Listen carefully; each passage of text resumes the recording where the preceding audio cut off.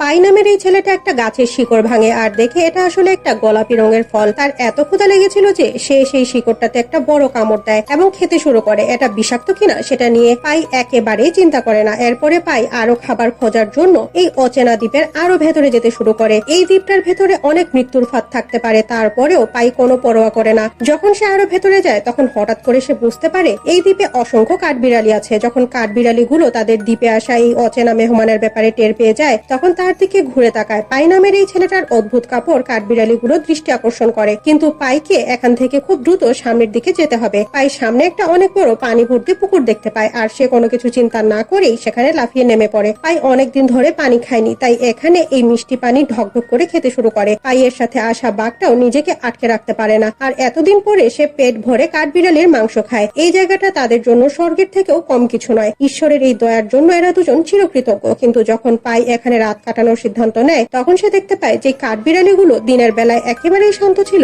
তারা এখন দলে দলে জঙ্গলের দিকে ছুটে যেতে শুরু করেছে। শুধু তাই না, এখানে তার সাথে আসা বাঘটাও যেন কোনো বিপদের আভাস পেয়ে নৌকাটার দিকে ছুটে যায়। তাই জানোয়ারদের মতো বিপদ অনুভব করতে পারে না, তাই সে বুঝতে পারে না এই প্রাণীগুলো কেন এত অস্থির হয়ে গেছে। যখন রাত হয়ে যায় তখন পাই এর উত্তর পেয়ে যায়। যে পুকুরটা থেকে পাই সকালে পানি খেয়েছিল এবং সেই পুকুরটা একেবারে টলটলে পানিতে ভর্তি ছিল, এখন পুকুরে অদ্ভুত রকমের একটা আলো ছড়িয়ে গেছে আর এর ভেতরে বিভিন্ন রকমের প্রাণীর লাশ ভেসে বেড়াচ্ছে। পাই জীবনের প্রথমবারের মতো বুঝতে পারে ভয় জিনিসটা আসলে কি, কিন্তু তার ভয় এখানেই শেষ হয় না। যখন সে গাছ থেকে জঙ্গলি একটা ফুল ছিঁড়ে হাতে নেয় আর সেটার পাপড়িগুলো খুলতে শুরু করে তখন সেই ফুলের ভেতরে একটা মানুষের দাঁত দেখতে পায়। যদি পাইয়ের কাছে উপর থেকে দেখার শক্তি থাকতো তাহলে সে দেখতে পেত এই অচেনা দ্বীপটা আসলে কোনো একটা মহিলার লাশের মতো দেখতে। সে এই দ্বীপের ভয়াবহতার একটা ঝলক দেখে সিদ্ধান্ত নেয় এই দ্বীপে আর একটা মুহূর্ত থাকবে না। সে প্রয়োজনীয় জিনিসপত্র একখানে করে সে বাঘটাকে নিয়ে আবারও সমুদ্রের বুকে তার নৌকা ভাসিয়ে দেয়। 227 দিন ধরে পাই কিভাবে সমুদ্রের বুকে এই বাঘের সাথে বেঁচে ছিল সে নিজেও জানে না, কিন্তু ফাইনালি সে আবারও মাটিতে পা রাখে। উত্তপ্ত বালিতে মুখ রেখে তার অদ্ভুত রকমের একটা প্রশান্তি হয়। বাঘটাও লাইফ বোট থেকে লাফিয়ে নামে। এতদিন ধরে ক্ষুধার্ত থাকার জন্য